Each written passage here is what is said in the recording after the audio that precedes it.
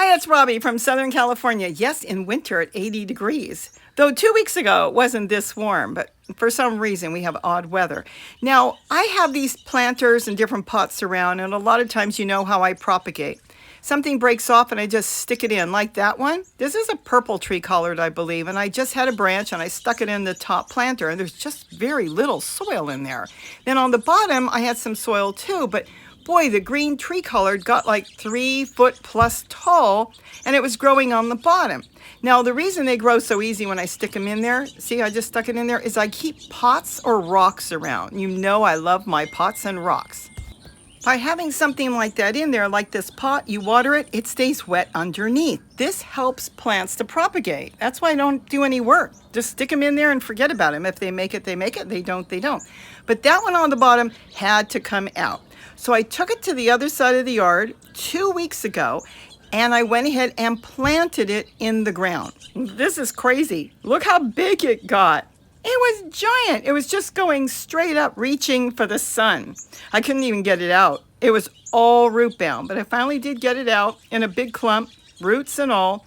And I figured, you know, it's time to move it, or eventually it's just going to dry out and die. So I got it to the other side of the yard and got to work. Now it was a matter of getting it in the hole I had already started. And I still wanted to make sure that the roots, being root bound, are going to be able to find their way down. Plus it will make new roots. You know, tree collard, plants like that, they want to root all the time. So it won't be a big issue. And I went ahead and put some more soil and leaves and different things I found around the yard, just like I do in my containers. So the soil underneath, or compost, will be nice and soft for the roots to move around. Now it's a matter of making sure there's enough water in there. The ground is hard clay. So I'll put a lot of water in the hole before I plant. This way everything that's in there will be nice and wet, just in case the water doesn't go down completely to the roots. Now it's a matter of putting that thing in there. Yes, I could have broke up the roots and did it all fancy, but tree collard, see to the right, this massive thing, they just want to grow. Break them off, find a hole, stick it in there and water it, and you will have a yard full of tree collards. So now it was a matter of just pushing in the soil and getting it all planted, and hopefully that plant will make it. Then I came back after it was planted and I gave it another soaking. And this is what helps keep these plants alive. Now they do need water. They're not drought tolerant. This is a food plant. It's like any other collard except it grows in the fashion of a tree. It goes straight up and then it has side shoots. Now I'm looking here to see if I can maybe stake it up. It's so long that it could fall over. So I'm going to take some of the top leaves off because I want it to still concentrate on making more roots. Going to add some more soil because remember, just like in containers, when you first plant things, a lot of times the soil could collapse. So it's good to add some extra around here, and this won't hurt this plant, even if it went up too high, because a collard, like many other plants, when it comes to vegetable plants, they can grow roots on the side, so it's perfectly fine. Now I'm just using yarn. Now I get a good sturdy yarn when I can find them at the dollar stores, really cheap, or thrift stores, and I'm just going to stake it up with that. I usually use a synthetic yarn. Normally, that's what I find at dollar stores or thrift stores. Though you could use wool or cotton. Cotton is a plant matter, so it will break down quickly. It might last a few months in the garden. When you use nylon or polyester, it can last for years. So that is what I usually use, and I can stake it up, and then all I have to do is cut it off with the scissors, unless I tie a bow, and I can move it later. But this way the plant will stay still, so it can start to form more roots to stabilize it, and it will be much better for the plant. If it just waved around, it could snap over, and then any little tiny roots, it starts to grow. If it's rocking, it will break the new roots, and I don't want it to break the roots. I'm done.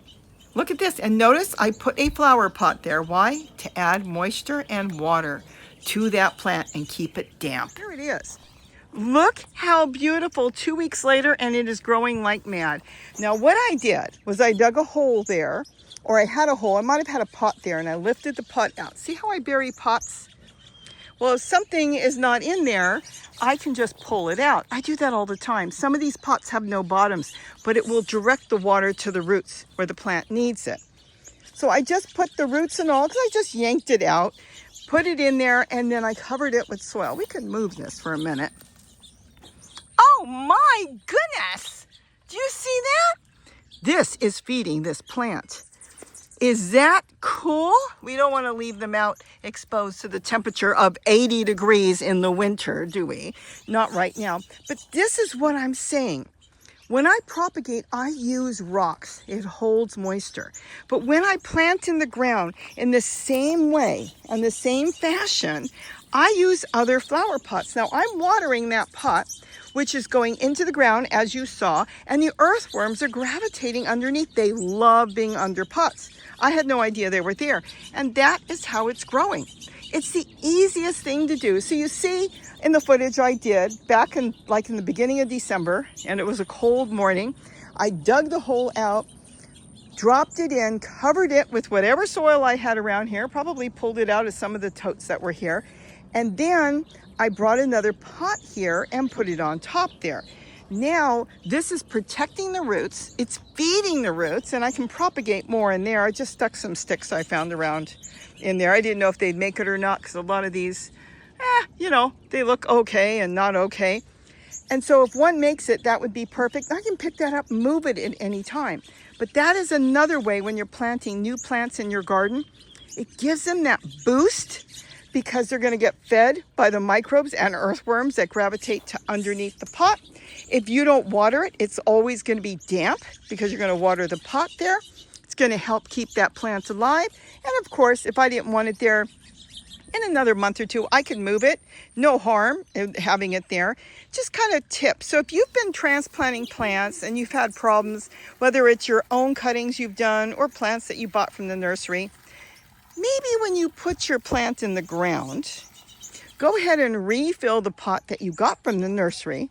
Put some soil in with leaves, of course, because I load that up with leaves. So that's why the earthworms come.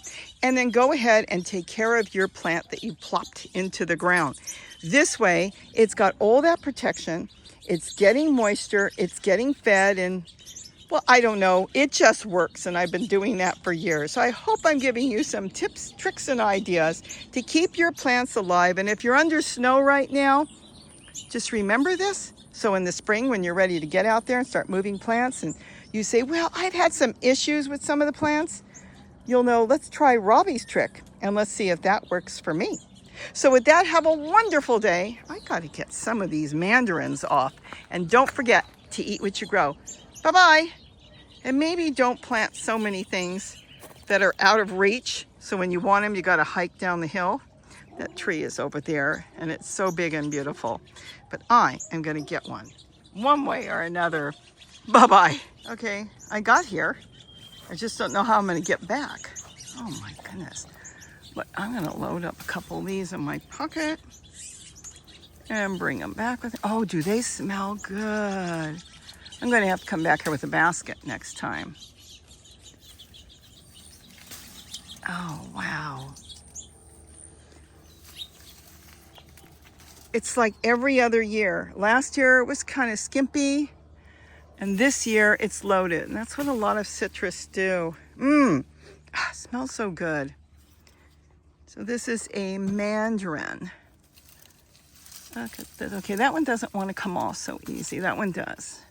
You want the ones that are going to come off. See, I've got them loaded in my pocket I wear in the garden, so I can just load up stuff. All right, I'm good. Cool.